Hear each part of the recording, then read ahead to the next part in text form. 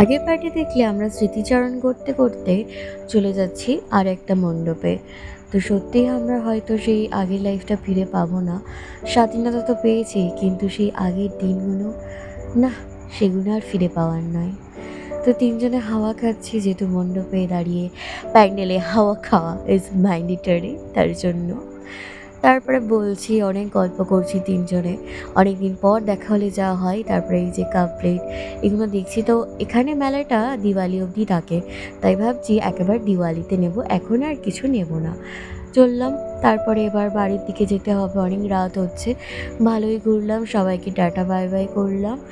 আর তার আগে একবার স্কুলে, এটা আমাদের হাই স্কুল ছিল, আমরা তিনজনেই এই স্কুলে ছিলাম। ভীষণ মিস করি স্কুলটাকে আর স্কুলের সেই দিনটাকে। আর হয়তো কোনোদিন সেই দিনটা ফিরে পাবো না, কিন্তু স্মৃতিগুলো থেকে যাবে।